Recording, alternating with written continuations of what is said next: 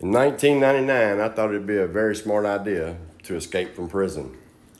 I was at Northwest Correctional Complex, and my points dropped down, so I was able to go to minimum security. First and only time I ever had minimum security. I didn't have it for long. So they sent me over to what's called Lake County, and then I was over there for, I don't even remember, man, 2 or 3, 4 or 5 months, something. And the counselor come to me and said, hey, you're going to the annex, Wayne County Annex, Monday. And I was like, all right, cool.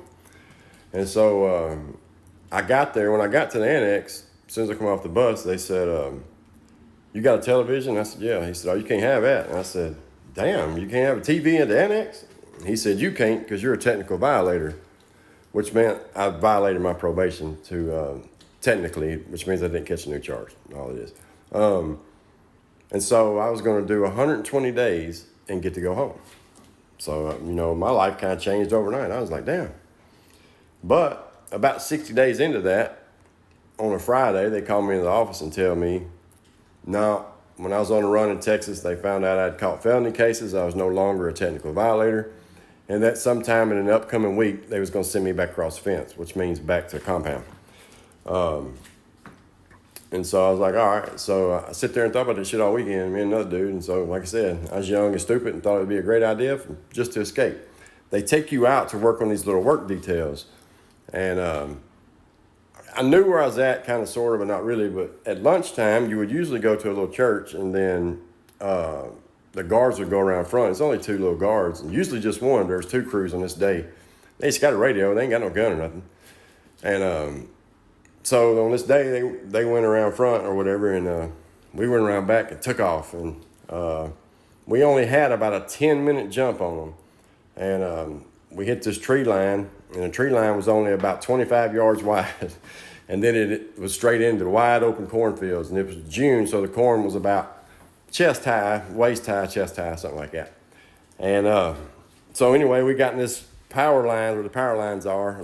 Stuff grows up around them. Everybody knows how it is. So we got hit into that and put leaves and stuff over us. We heard dogs and stuff and never come our way, but the TBI helicopter kept flying over, and then a little Cessna kept flying over. And while they were doing that, we were sitting there smoking weed, looking at them because we were so hid in this, you couldn't see us. There's no way you could see us.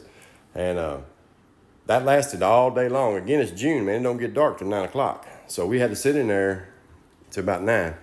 So we ended up taking off and leaving. And we ended up coming to a house that didn't have any power or anything. It didn't look like, so I thought it was just like an Amish house.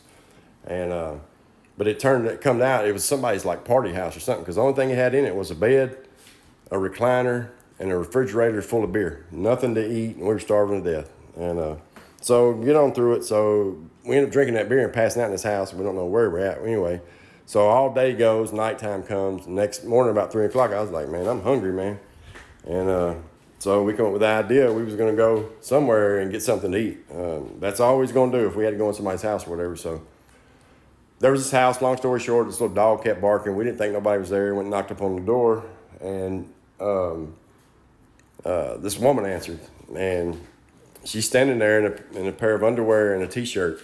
And I've got a pair of blue prison pants on and a white T-shirt with a stick in one hand and a knife in the other.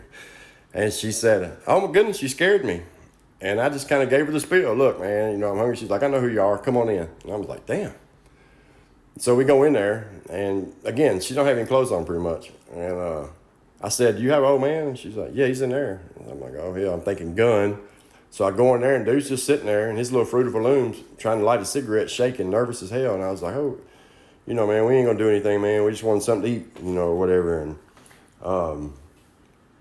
they ended up getting us some food, gave us some money, clothes, and all this, and we leave. And the husband ended up going and telling on us and stuff. And we didn't really know how bad. He just told them what area we was in. So that night, we was on this little bitty, like 1-lane old gravel road, and the prison van come down through there. So we knew he'd done told on them. They were looking for us again. So we had to go up the side of this little mountain-like thing.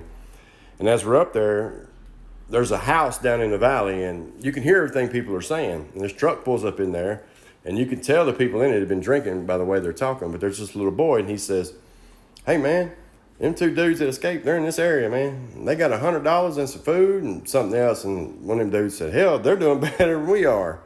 But that little boy started firing a gun. And I'm telling you, I heard the bullet go by my head. He's just shooting up at this hill. So we're having to duck down. He fired about 5 shots. And was saying, if we're coming out, he's going to shoot us. So we had to sit there all night long. Next day, state troopers had us pinned in and shit, but they got us. And they took us to River Bend, maximum security, and for 6 months didn't hear anything. But when we got arrested, they took us to the county jail first. And it tried to say, the police was trying to say that I kicked the door in and went in there forcibly and that I robbed them and kidnapped them and all kind of shit. We didn't do none of that. And so we wait 6 months. We go to court. We don't know what's going to go on. And when we walk in the courthouse, there the woman is that was there. And she gets kind of close to me, and I'm thinking in my mind, fuck, man, we're screwed. And I said, what are you doing here? And she said, oh, I'm not here for that. She said, that's over with. She said, I done divorced that dude. I'm married to another dude. And I was like, damn. And so we didn't get charged with any of that. We got a 2-year sentence for the escape. But when we were sitting in the courtroom, they was reading everybody's charges off. And she keeps pointing out who her new husband is. Well, he's in jail. He's in jail for SA of a child. And I'm like, oh, man. So lunchtime, they put us all in a holding cell together. And, you know what has to be done in them situations. And the girl went back trying to holler she was going to have us charged all that other stuff, but it was too late. You couldn't do that. But, yeah. So there's my big Great Escape story.